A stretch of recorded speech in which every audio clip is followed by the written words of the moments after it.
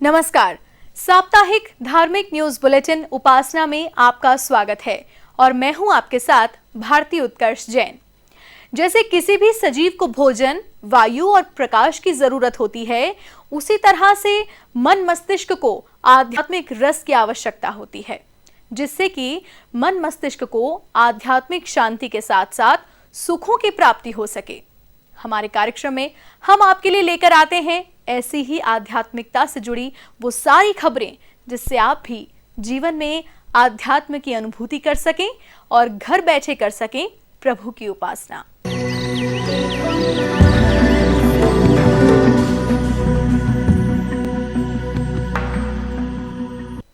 सनातन धर्म में प्रकृति के हर रूप को पूजनीय माना गया है। यहाँ पेड़ पौधे, पशु पक्षी, पर्वत, झरने, हर किसी की पूजा होती है।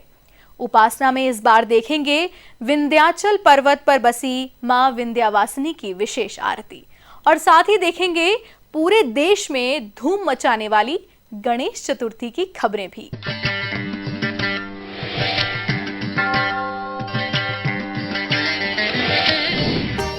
यूपी के मिर्जापुर स्थित विंध्याचल में मां विंध्यवासिनी देवी की विशेष आरती का आयोजन हुआ।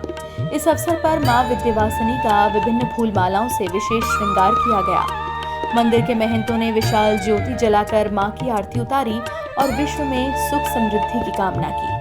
आपको बता दें कि 51 शक्तिपीठों में विंध्याचल स्थित विंध्यवासिनी मंदिर प्रमुख शक्तिपीठ है। जब से संसार की रचना हुई है तब से लेकर अब तक इसका अस्तित्व है। विंध्यवासिनी का वर्णन है। शारदीय और चैत्र नवरात्र के पावन अवसर पर देश के कोने कोने से श्रद्धालु मां विंध्यवासिनी के धाम आते हैं। इस अवसर पर पूरे विंध्याचल कस्बे में एक जश्न का माहौल रहता है, तो वहीं पूरे मंदिर परिसर में विशेष सजावट की जाती है, जिसका नजारा देख के ही बनता है। विंध्याचल शक्ति और शाश्वत की लीला भूमि है, जहाँ देवी विंध्यवासिनी निवास करती हैं।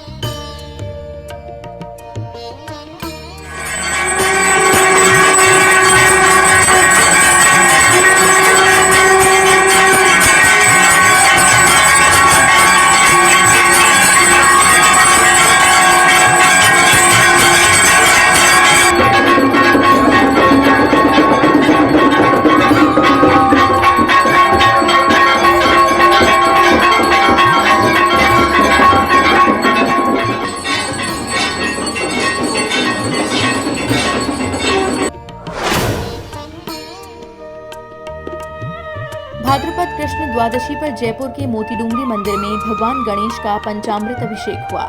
इस दौरान मंदिर में महाराज गजानन के दर्शन करने भक्तों की भीड़ उमड़ पड़ी। मंदिर में महंत कैलाश शर्मा के सानिध्य में प्रथम पूज्य का अभिषेक किया गया। इसके लिए केवड़ा जल, गुलाब जल और इत्र के साथ ही 501 किलो दूध से अभिषेक किया गया। इसके बाद पंचामृत से अभिषेक कर गंगाजल से स्नान कराया गया। इसके बाद भगवान गणेश को 1001 मोदक अर्पित किए गए, जिनका भक्तों को भी प्रसाद चखने को मिला। यही नहीं, भक्तों को गणपति बप्पा की प्रतिमा का सिंदूर भी दिया गया, जिसे लोगों ने अपने सरमाथे पर लगाकर विघ्नहर्ता का आशीर्वाद प्राप्त किया। इस भव्य अभिषेक के साक्षी बनने कई लोगों की भीड़ उमड़ी। इस दौरान मंदिर परिसर में गणपति के जयकारे गूंजे, तो वहीं चांदपुर स्थित परकोटे वाले गणेश मंदिर में पंडित अमित शर्मा के सानिध्य में गणेश जी महाराज की पूजा की गई।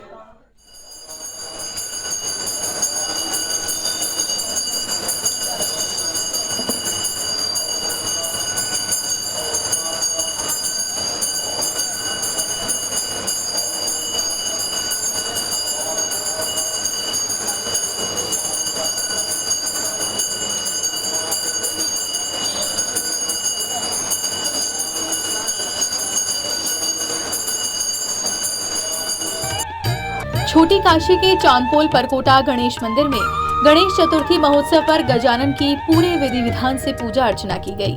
मंदिर के महंतों ने गणपति बप्पा का 51 किलो औषधि युक्त पंचामृत से महाअभिषेक किया। इसके बाद उन्हें नवीन पोशाक धारण कराकर गणपति को फूल बंगले में विराजमान किया गया। गुलाबी रंग के खुशबूदार फूलों से सजे बप्पा का ये बंगला पूरे मंदिर परिसर में अपनी सुगंधित छटा बिखेर रहा था। लाल रंग के फूल लंबोदर महाराज के दरबार की सुंदरता में चार चांद लगा रहे थे। मंदिर में बप्पा को उनके सबसे प्रिय 11,000 मोदकों का भोग लगाया गया। मंदिर में बप्पा को उनके सबसे प्रिय 11,000 मोदकों का भोग लगाया गया। स्वादिष्ट मोदकों की इस झांकी में छोटे बड़े हर आकार के मोदक शामिल थे, जिन पर चांदी का वर्क भी किया था। साथ ही मोदकों को बड़ी मात्रा में काजू बादाम से भी सजाया गया। कई सारे थाल में सजाकर रखे गए इन मोदकों की झांकी को देखने के लिए भक्तों का तांता लगा रहा। मंदिर में भक्तों ने गजानन के आकर्षक रूप के दर्शन किए, साथ ही मोदकों की झांकी को अपनी आंखों में कैद किया। जयपुर में सत्कार विमेंस वेलफेयर सोसाइटी की ओर से महिला मंडल के तत्वावधान में नरसिंह जी मंदिर में नंदोत्सव का आयोजन हुआ। इस मौके पर फूलों की झांकी सजाई गई और भगवान नरसिंह को नूतन पोशाक धारण कराई गई। इसके बाद भगवान नरसिंह की भव्य आरती हुई, जिसमें कई भक्तों ने भाग लिया और प्रार्थना कर सुख शांति की कामना की। इसके बाद महिला मंडल की ओर से भजन कीर्तन और उछाल कार्यक्रम का आयोजन किया गया। इसमें कई महिलाओं ने भजनों पर जमकर नृत्य किया। महोत्सव में महामंडलेश्वर बालमुकुंदाचार्य और जयपुर के कई संत महंतों ने महोत्सव में शिरकत की।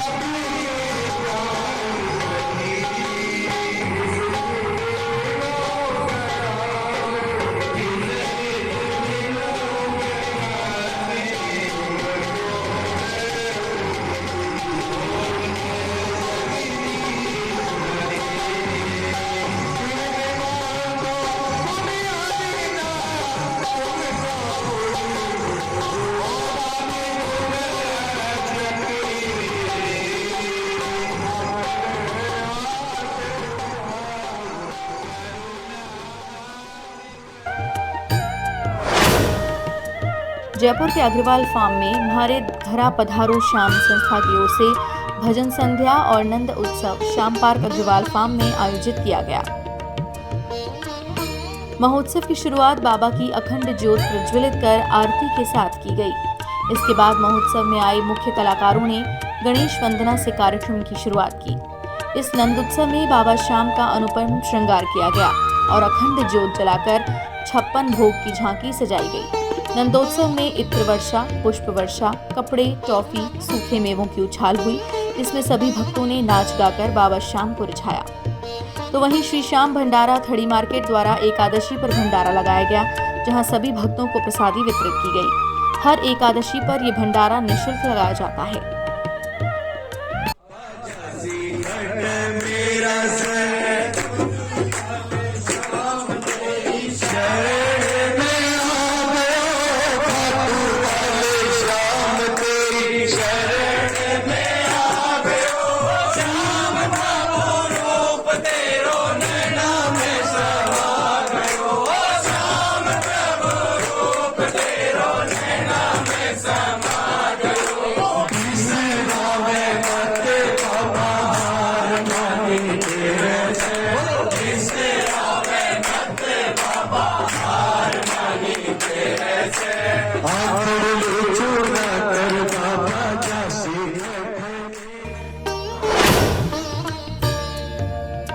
झालावाड़ के डग में जैन मंदिरों में धर्म आराधना का दौर चल रहा है, जिसमें आदिनाथ एवं पद्म प्रभु जिनालय में नवपद पूजन किया गया, जहां जैन समाज जन परमात्मा पूजन व्याख्यान प्रतिक्रमण करते दिखे। पद्म प्रभु जैन मंदिर उपसरा में स्वाध्याय बंधु प्रकाश गुगलिया ने शास्त्रों का वाचन किया और पर्युषण पर्व के विशेष महत्व की व्याख्या की।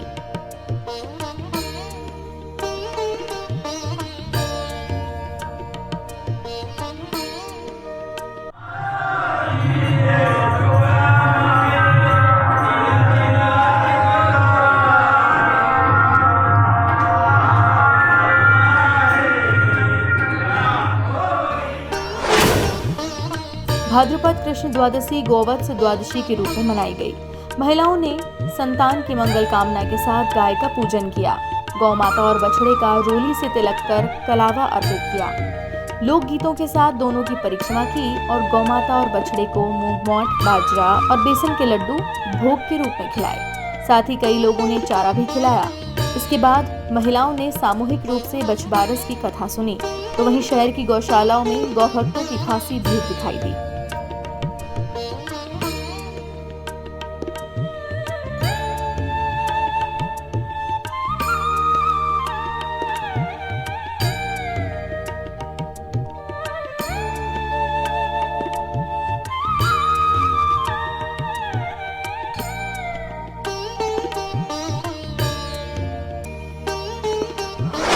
उत्तराखंड के छिदरवाला क्षेत्र में हरतालिका तीज का त्योहार बड़ी धूमधाम से मनाया गया।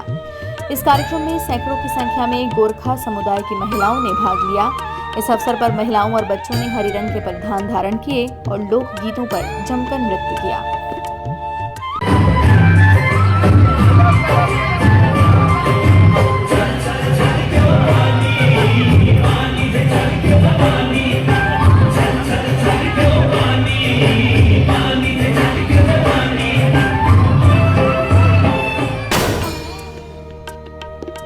गंगापुर सिटी की नसिया कॉलोनी के दीनदयाल उपाध्याय पार्क के पास चल रही कथा में कथावाचक विदुषी महिमा भारद्वाज ने सभी लोगों को कथा का श्रवण पान करवाया। श्रोताओं ने बड़े हर्षोल्लास के साथ कथा और भजनों का आनंद लिया, जिसमें छोटी छोटी गैया, छोटे छोटे ग्वाल, मटकी मत फोड़े रे नंदलाला जैसे कृष्ण के अनेक भजनों पर सभी श्रोतागण मस्ती में झूम उठे। प्रथम पूज्य भगवान गणेश को सभी संकटों को हरने वाला और सभी बाधाओं को दूर करने वाला माना जाता है, इसीलिए उन्हें विघ्नहर्ता भी कहते हैं। माता पार्वती और भगवान शिव के पुत्र गणेश का जन्म भाद्रपद महीने की शुक्ल पक्ष चतुर्थी को हुआ था। इसीलिए हर साल इस तिथि को गणेश चतुर्थी के रूप में पूरे देश में भव्य तरीके से मनाया जाता है। 11 दिनों तक चलने वाले इस गणेश महोत्सव पर पूजन से घर में सुख समृद्धि आती है। लेकिन क्या आप जानते हैं कि गणेश चतुर्थी का ये त्योहार आखिर क्यों इतना खास होता है? उपासना में हम लेकर आए हैं गणेश चतुर्थी की महत्ता और गजानन के जन्म को लेकर एक खास पेशकश। सिंदूर लाल चढ़ायो अच्छा गजमुख को, चोंदिल लाल विराजे सुत गौरी हर को, हाथ लिए गुड़ लड्डू साई सुरवर को, महिमा कहे न जाए लागत हूँ पद को। जय देव जय देव जय जय जी गणराज विद्या सुखदाता, धन्य तुम्हारो दर्शन मेरा मन रमता। जय देव जय देव। शुभता के प्रतीक है भगवान गणेश।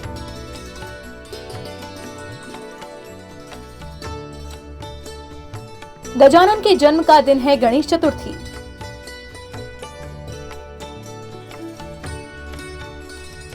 सभी पर्वों में गणेश चतुर्थी का है विशेष महत्व। हिंदू धर्म ग्रंथों में सबसे पहले गणेश जी की पूजा करने की मान्यता है। उन्हें सभी देवी देवताओं में प्रथम पूज्य माना गया है।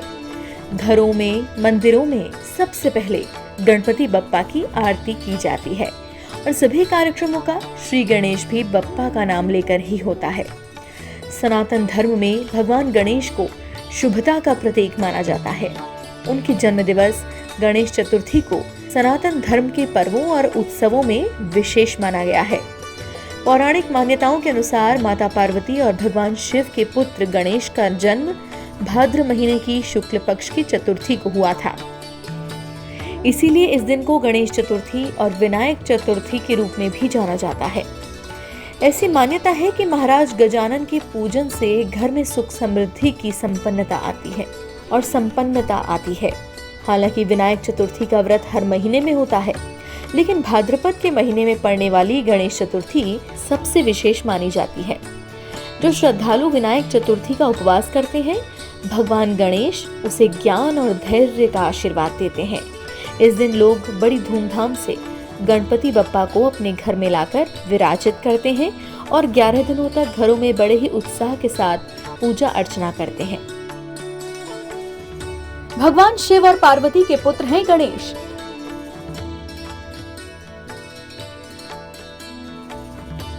माता पार्वती ने दिया था विनायक नाम। भगवान शिव ने क्रोध में काटा था विनायक का सर। गज का सिर लगाकर नाम दिया गणेश। महाराज गजानन के जन्म के बारे में एक कथा प्रचलित है कि माता पार्वती ने अपनी दिव्य शक्तियों से गणेश जी को जन्म दिया। इसके लिए उन्होंने उबटन से एक पुतला बनाकर उसमें प्राण डाल दिए थे और उसे विनायक नाम दिया। सजीव होने के बाद माता पार्वती ने विनायक को पहरा देने का आदेश दिया और कहा कि वो स्नान करने जा रही हैं, जब तक वो ना कहें किसी को अंदर जाने की इजाजत ना दी जाए। इस दौरान बाबा भोलेनाथ वहां आ गए। बालक विनायक ने उन्हें रोकने की कोशिश की, लेकिन वो नहीं माने।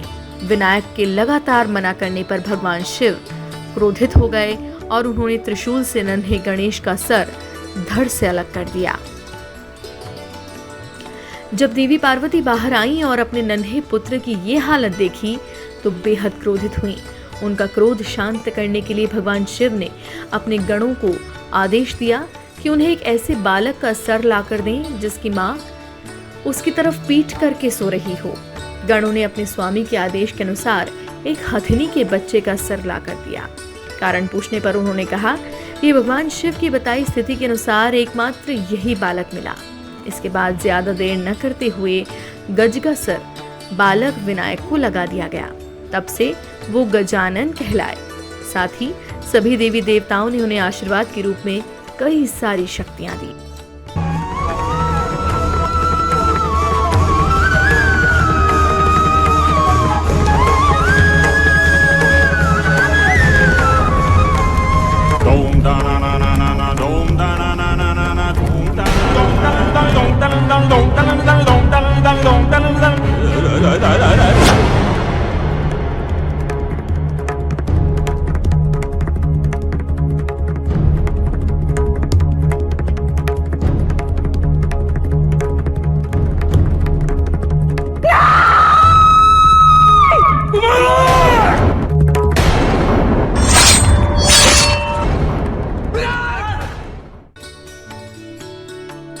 प्रथम पूज्य है भगवान गणेश।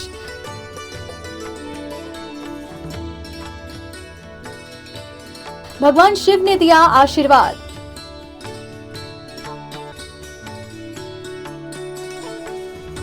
माता पिता को ब्रह्मांड मानकर की थी परिक्रमा।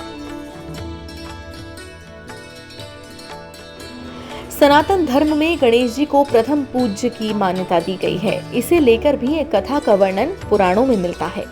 इसके अनुसार एक बार जब सभी देवी देवताओं में ये बात छिड़ी कि किस देवता की पूजा हो, तब नारद जी ने सभी देवगणों को भगवान शिव के पास जाकर इसका हल निकालने के लिए कहा।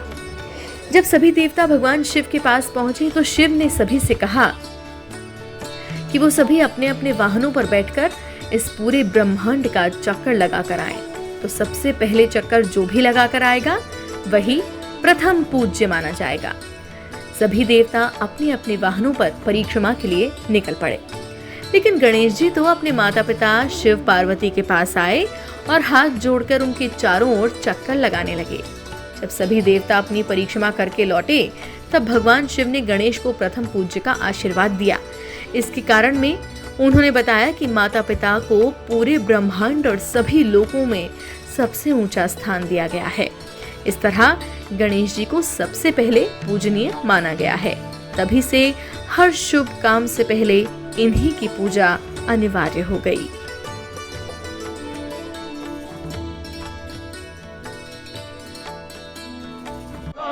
शंकर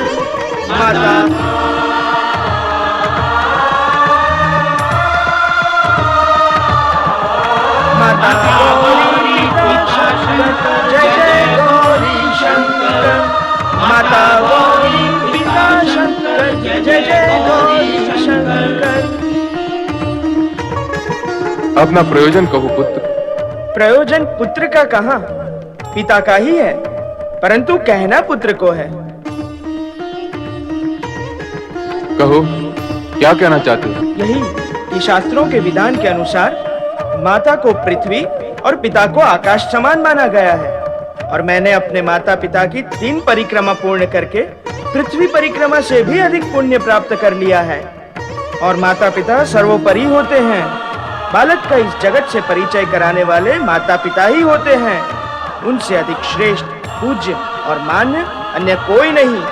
वे ही संतान का संपूर्ण जगत होते हैं। उनकी परिक्रमा संपूर्ण करना पृथ्वी परिक्रमा करने जैसा ही है। गणेश, तुम्हारी बुद्धिमत्ता और प्रतिभा से मन प्रसन्न हुआ। तुमने अपनी चतुरता से कार्तिकेय को पराजित किया। वैसे तो पूरे देश में इस उत्सव का हर्षोल्लास रहता है, लेकिन महाराष्ट्र में इसे बेहद धूमधाम से मनाया जाता है। यहाँ सड़कों, गलियों में बड़े बड़े पांडाल सजाकर गणेश जी की विशाल प्रतिमा विराजित की जाती है। उसके 11 दिनों तक गणेशोत्सव की ऐसी धूम रहती है कि पूरा माहौल हर्षोल्लास से भर जाता है। विसर्जन के दौरान रंग गुलाल उड़ाकर लोग एक दूसरे को रंग से सरोबार कर देते हैं। नाच गाकर बप्पा को विदाई देते हैं। तेलंगाना में तो ये पर्व 15 दिनों तक मनाया जाता है। इसकी राजधानी हैदराबाद के गणेश मंदिर में दर्शन के लिए तो श्रद्धालुओं की इस कदर भीड़ होती है कि वहां के शासन प्रशासन को इन लोगों के लिए विशेष इंतजाम तक करने पड़ते हैं।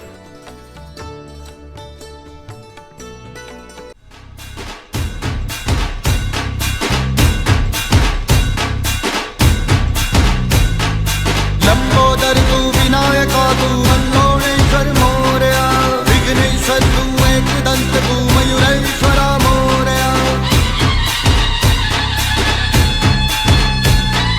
लंबोदर तू विनायका तू मल्लोणेश्वर मोरया, विघ्नेश्वर तू एकदंत तू मयूरेश्वरा मोरया।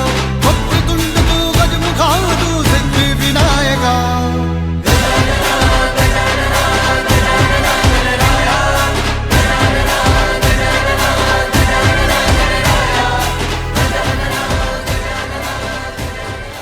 राजस्थान भी विशेष तरीके से गणेश चतुर्थी मनाने के लिए प्रसिद्ध है। यहाँ के मंदिरों में गणेशोत्सव को लेकर बेहद उत्साह रहता है। कई दिन पहले ही मंदिरों में इसकी तैयारी शुरू होने लगती है। गणेश जी के जन्मोत्सव के दौरान हर दिन कई कार्यक्रम मनाए जाते हैं, जैसे मोदक झांकी, मेहंदी, सिंजारा और पंचामृत अभिषेक। ये सभी कार्यक्रम अपने आप में विशेष स्थान रखते हैं। इन्हें खास बनाते हैं इन्हें मनाए जाने के तरीके, जिससे ये उत्सव हर जगह मनाए जाने वाले जश्नों में बिल्कुल अलग हो जाता है। यहाँ हम सबसे पहले मंदिरों में सजने वाली मोदक झांकी की बात करते हैं, क्योंकि ये सबसे भव्य और खास होती है, जिसमें हजारों और लाखों विशाल मोदकों की लड़ियां सजाई जाती हैं। इनमें प्रमुख मोदक कम से कम 250 किलो के ऊपर होता है। साथ ही कई मोदक 50-50 किलो के होते हैं, जिन्हें एक श्रृंखला में बप्पा के भोग के रूप में सजाया जाता है, जिनका प्रसाद भक्तों को भी चखने को मिलता है। मेहंदी सिंजारे की रस्म की बात करें तो इसके लिए गजानन का विशेष श्रृंगार किया जाता है। फिर उन्हें और उनकी पत्नी रिद्धि सिद्धि को बेहद खुशबूदार मेहंदी अर्पित की जाती है। इसके साथ ही इसमें श्रृंगार के सामान के साथ नवीन वस्त्र भी बप्पा को अर्पित किए जाते हैं, जिसके बाद इस मेहंदी और सामान को आशीर्वाद के रूप में भक्तों में बांट दिया जाता है। बप्पा का होने वाला पंचामृत अभिषेक भी बेहद भव्य होता है। इस अभिषेक में 500 किलो से ज्यादा का दूध, दही, केवड़े का जल और कई किलो शहद से गजानन का भव्य अभिषेक होता है, जिसे देखने के लिए कई जगहों से लोग मंदिरों में आते हैं। गणेश जी का पूजन सभी दुखों को दूर करने वाला और खुशहाली लाने वाला है। इसीलिए सभी भक्त पूरी श्रद्धा और आस्था से गणेश जी का पूजन हर शुभ काम से पहले करते हैं, क्योंकि उनके आशीर्वाद से शुरू किया गया काम सफल जरूर होता है। इसलिए गणेश चतुर्थी पर अपने अपने घरों में बप्पा को विराजमान करते हैं, उनकी पूजा करते हैं, जीवन में सुख शांति की प्रार्थना करते हैं। 11वें दिन बेहद धूमधाम से गाजे बाजे के साथ ढोल नगाड़े बजाकर बप्पा को विसर्जित कर उनको विदाई दी जाती है और उन्हें विसर्जित करते हुए उनसे अगले बरस जल्दी से जल्दी आने की कामना भी की जाती है। Special desk A1 TV Jaipur. उपासना में अभी के लिए बस इतना ही। अगले सप्ताह हम फिर हाजिर होंगे ऐसी ही कुछ भक्ति रस में डूबी खबरों के साथ। तब तक के लिए मुझे दीजिए इजाजत। नमस्कार।